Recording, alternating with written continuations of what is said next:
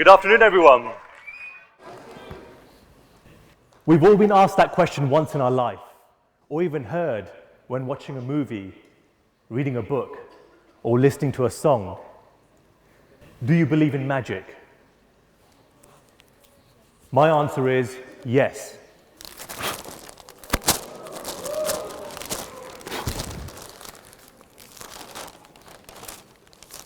That reaction you just had was the same reaction I had at the age of 11.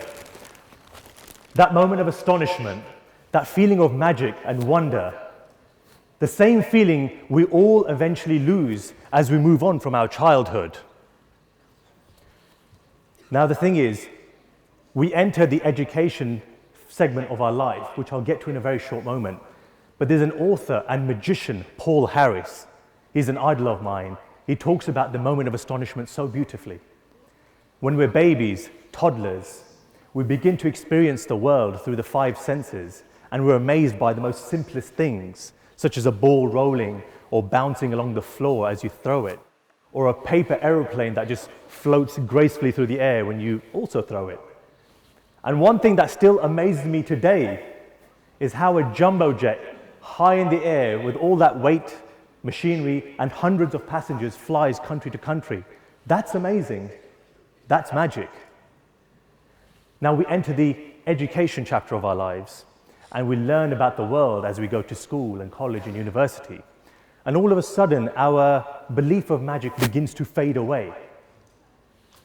Now, there are moments that do reoccur in life which reignite those magical feelings, the belief of magic.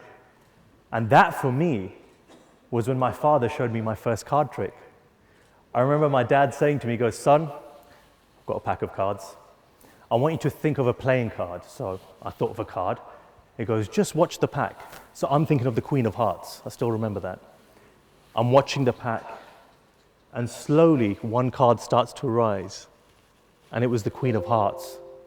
I was freaked out, genuinely freaked out. I'm thinking, gosh, all the knowledge and understanding I've learned from school so far has suddenly crumbled from a card trick. It's madness. I believed in magic again. A few months later, I saw David Blaine, the American street magician, on the TV screen in the UK for the very first time. I thought, wow, this is amazing. He's just changed the perception of magic. He's made it cool again. He's walking around in jeans and t-shirts, pair of trainers, doing amazing magic in the streets of New York. That was the moment I said to myself, you know what, one day I want to be a professional magician, and I want to travel around the world, bringing smiles and delight into people's lives that go just slightly beyond a magic trick. So the next day, I was in my local library and the school library, finding books on magic, on how to do certain tricks. I even tried to use the internet, which was still in its infancy at the time. I even took up drama and theatre studies as part of my subject at secondary school. So I'm reading through all these books, and I'm learning about palming the cards, manipulating the cards, making them disappear, taking coins and making them vanish and appear. It was amazing. And then mind reading. Wow. To create the perception of reading someone's mind is absolutely amazing. So I started showing all my friends and family at school, at home, wherever I had the opportunity, and I was just blowing them away. The reaction I got was amazing. That's what was driving me to just continue to learn more magic and understand even more so how it all works and why it works the way it does. But then the inevitable did happen, and that's when the tricks went wrong. So I'd either drop a prop, someone would catch me saying, "Oh, I just saw what you did." Of course I was upset, I wasn't happy about that, so I ran back home, I was back in my bedroom practicing all the tricks, making sure it was perfect, showing my family, showing my friends. How does this look? Does this look a bit better? Eventually it got better, it got streamlined, but there was still one thing missing, and that was the showmanship, how I delivered the trick itself. My drama teachers were very kind enough to see, well, firstly to see my progress of my magic skill set get better and better, but that they also wanted to teach me how to become a better performer. So they would teach me about moving on stage. You know, there's a certain way you've got to present yourself and hold yourself, and how to project your voice so that the person in the far back in the cheap seats can also hear me. It's important. So I would practice and they would teach me, and I just became a much, much better performer. My confidence got far, far stronger and better, and this is something I didn't expect because I was such a shy kid. Now, I do want to share a magic trick with you all, and this is something I learned when I was very, very young, and I want to now share this with you. So I need someone to help me out. So if you're interested in helping out, just raise your hand. Your hand went in up first. The gentleman, the young boy standing, can you make your way to the stage very, very quickly? Give him a round of applause as well, please.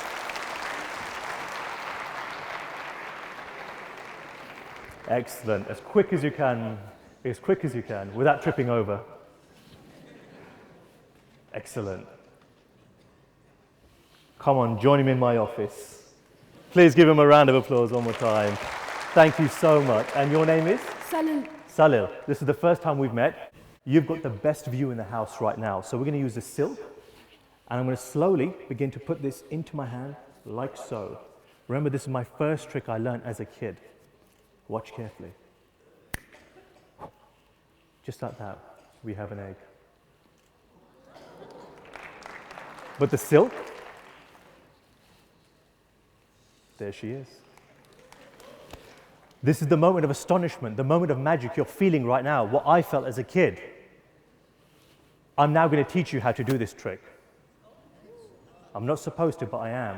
So this is the part of the education where you learn how the trick is done. If I give this to you. The egg. Unfortunately, it's not real. It's actually a plastic egg, it's not real. And that's exactly where the silk goes. Clever, eh?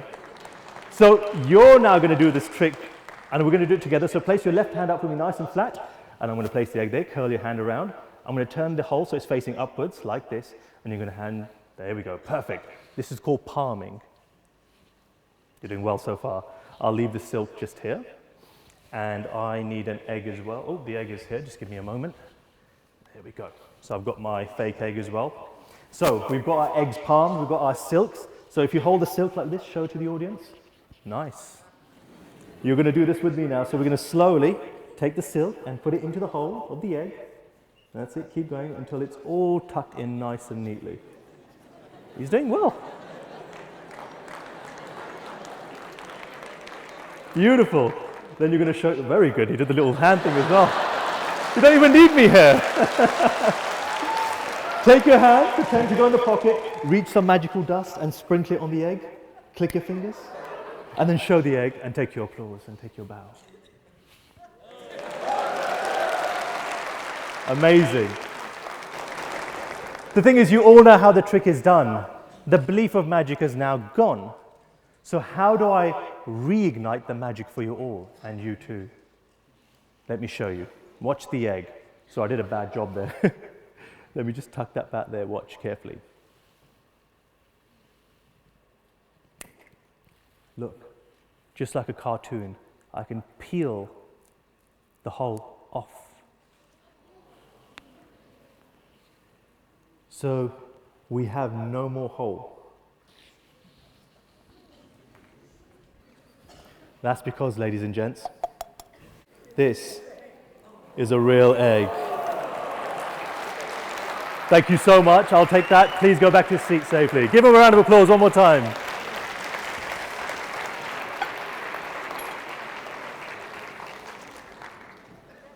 Now, when I was obviously learning the performance art, I had a bit of an issue when it came to performance style. I had a really bad habit of replicating other magicians that are out there, especially David Blaine. Being Indian, living in London, having a British accent and trying to do the whole thing of, hey man, let me show you a trick. It just did not work. So I started doing my professional events. I was doing the whole circuit around the weddings, the corporate events, private parties, and I was just being me. People like me for who I am, and I just simply implemented that into my performance art, and that was the formula to a successful magician. Now, I get that question asked a lot, a few questions in fact. Oh, Magic Singh, can you turn paper into money? Or can you make my bald head full of hair again? Or make my wife disappear, please, just make her disappear. Can you do it? Yes, I can. And I'm going to do one of those for you right now. So I need a gentleman who is fed up with their wife right now. I'm joking, I'm not going to do that. No, instead we're going to do something else. I need to borrow a 100 rupee note. So if you have one, just take it out. You don't need to come up on stage. Hopefully one of the ushers can bring one of those. Thank you very much, Pritika. A round of applause for Pritika too. Thank you very much. So we have 100 rupees. I'll try to do it as slow as I can. We fold it once, twice, 3 times. We have a square. One more fold, and a little stretch. It becomes a little bit pink, a little bit purple. We open this up now. We have 2,000 rupees. He certainly believes in magic now. You can collect that later. I don't have a real job, just do that all the time. Now, I've been performing for magic for about 21 years, and 11 of those years have been of my professional career, where I've had the chance to travel the world. And as that's happened, my belief of magic has got stronger. Why? On my travels, I've got to connect with people on a deeper level that has allowed them to excel in their lives. Magic is such a visual art form, it has no language barrier. It's transferable to different cultures and traditions. Now, one story, I was doing a wedding in London, one of those fancy hotels, a few years back. So there's a group of people, I approached them, and I asked this lady to pick a card. So she picks a card, she writes her name on the card, she puts it back in the deck. I shuffled them, and we lost the card, it was gone. I then took out a blank playing card, and I placed it into the palm of her hand. I asked this random guy that was amongst this group to place his hand on top of hers. I waited, and as he lifted his hand, I kid you not, the playing card had reappeared back in her hand with her signature on it. The crowd went wild. I felt great, obviously, and then I just took my applause and I left. What I didn't realize is that magic trick lasted for over a year. What does that mean? I got a phone call about a year later from that lady. She goes, "Hey, Magic Singh, you probably don't remember me, but you did this amazing card trick at so-and-so's wedding, okay? And there was this one guy that you got to place his hand on top of mine, okay?" She goes, "Oh, just to let you know that we started talking." Okay. We exchanged numbers, nice. And we started dating. Wow. We've been dating for a year now. Really? And we're going to get married. Oh my God. And I just want to take this opportunity to say thank you and invite you as a guest to our wedding. Boom. It was that moment on I thought, I really do believe in magic. Thank you. And to finish off, I have one more special thing I would like to share with all of you. And when you do leave tonight, I really do hope you all believe in magic too. Thank you.